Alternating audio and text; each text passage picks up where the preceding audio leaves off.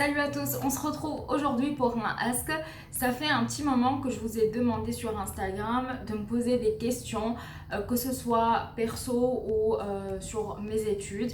Et vous étiez pas mal à me demander sur mes projets d'avenir, aussi sur mes études, ma vie en France, etc. Donc si cela vous intéresse, continuez à regarder cette vidéo. On commence par la première question.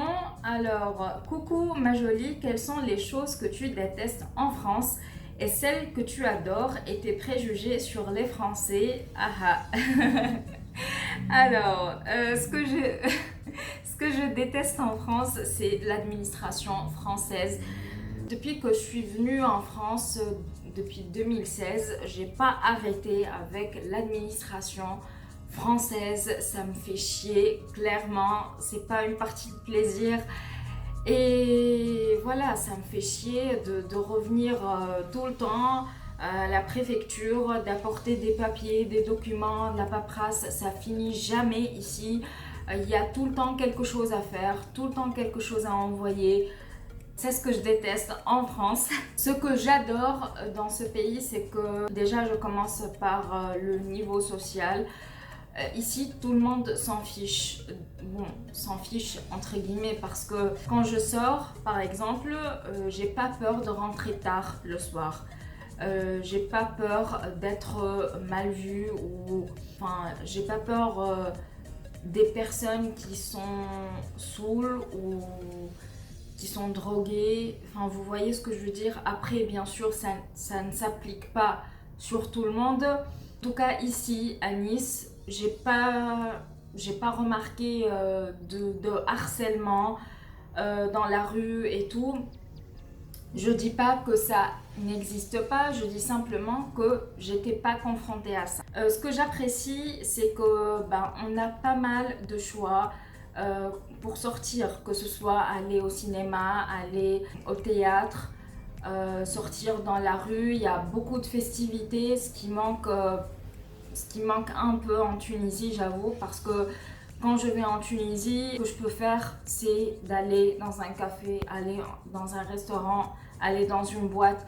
Il n'y a pas cette culture de aller au cinéma. Même si en ce moment, il y a des personnes qui commencent à aller au cinéma de plus en plus.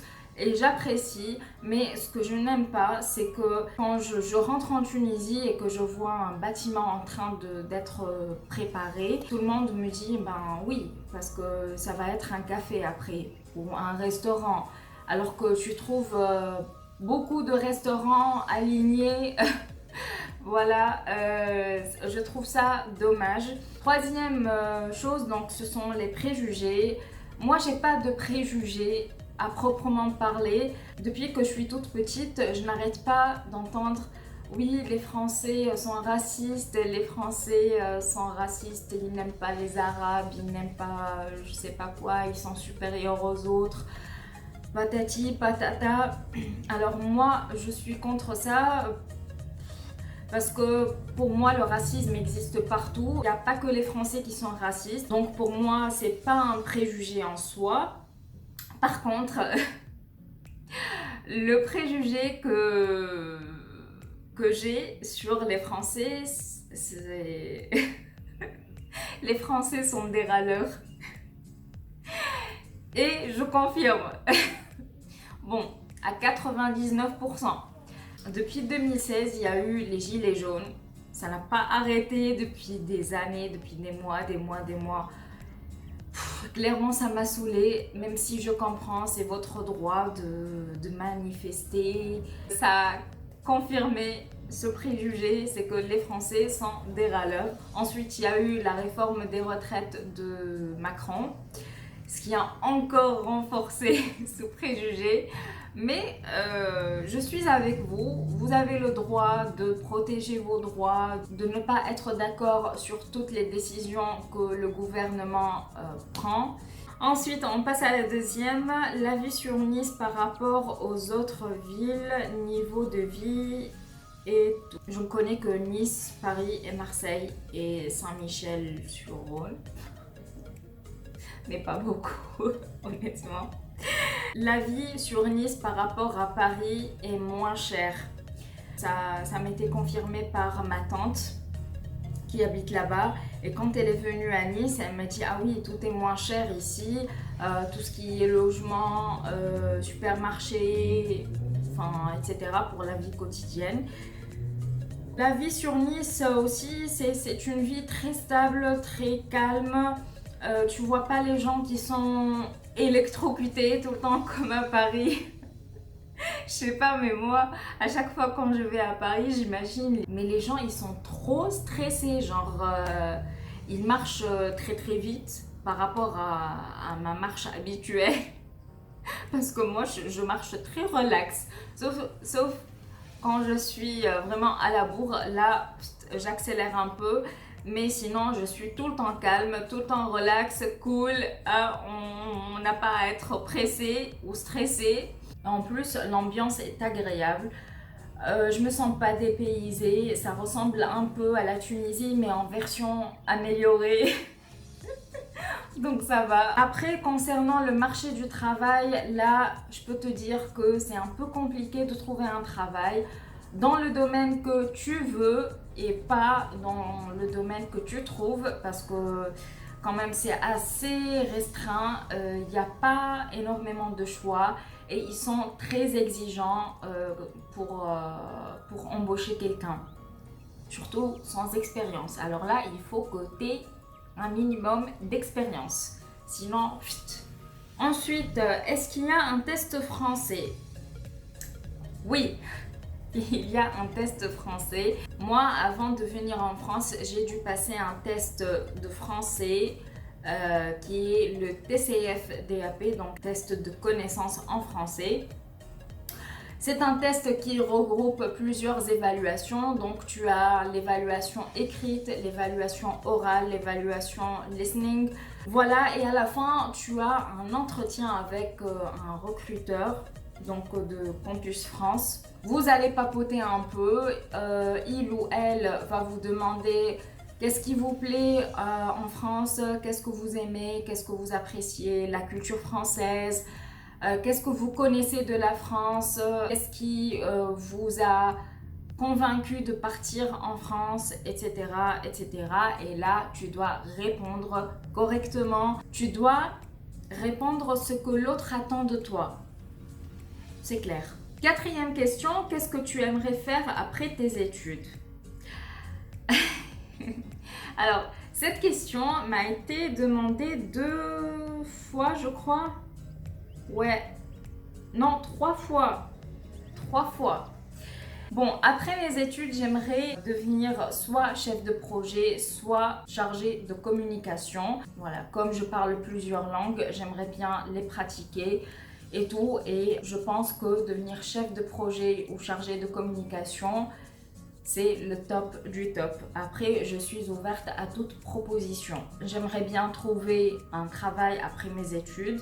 Pas forcément en France, je peux très bien trouver un travail dans un autre pays. Pas en Tunisie, je vous préviens tout de suite. Pas en Tunisie, je veux pas retourner en Tunisie, mais si je trouve pas en France, eh bien je bougerai ailleurs. Ensuite, tu fais quoi comme études? T'es trop mignonne, continue. Oh, merci beaucoup ma belle. Actuellement, j'ai fini ma licence en LEA droit, anglais et allemand, donc LEA langue étrangère appliquée au droit. Et l'année prochaine, je serai en master 1 traduction et rédaction d'entreprise allemand et espagnol. Bien sûr, je parle pas espagnol, je suis en train de l'apprendre. Au cas où. Master en management en France, bon investissement, sinon j'adore tes vidéos. Merci beaucoup Zainoub. Je ne sais pas quoi te répondre, franchement, je n'ai aucune idée si c'est un bon investissement ou pas du tout. Alors là, je suis désolée, mais je ne peux pas répondre à ta question. La France est quand même un pays qui a beaucoup d'investisseurs, notamment l'Allemagne et tout. Après, même si elle est en crise, ça n'empêche pas que ça reste un pays très fort économiquement, même s'il manque de ressources et tout. Tu veux faire quoi plus tard? J'ai déjà répondu à cette question. D'où te vient ta passion pour le make-up? Pour celles et ceux qui ne savent pas, je dessine et je peins. Je fais de la peinture sur toile actuellement.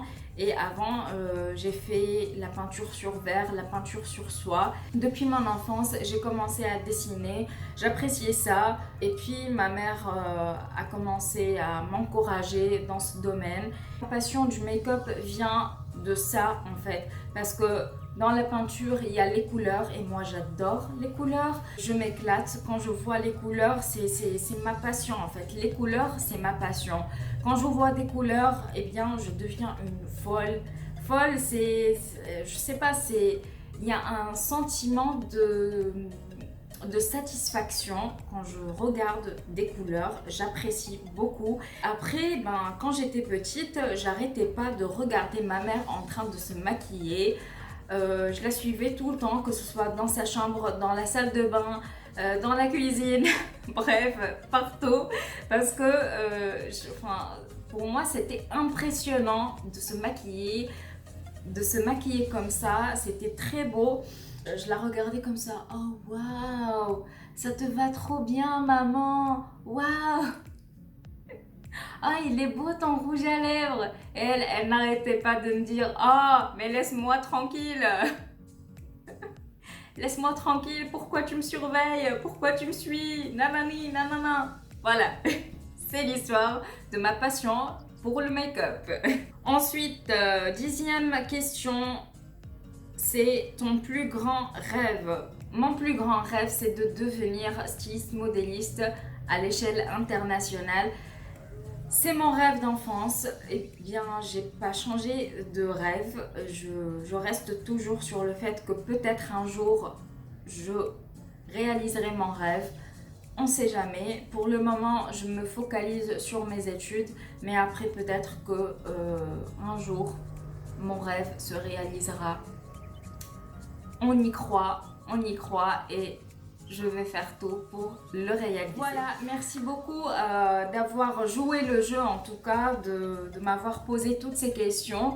Et j'espère que cette vidéo vous aura plu, qu'elle vous aura aidé à me connaître un peu mieux. Moi, je vous dis à la prochaine et prenez soin de vous. Ciao, ciao!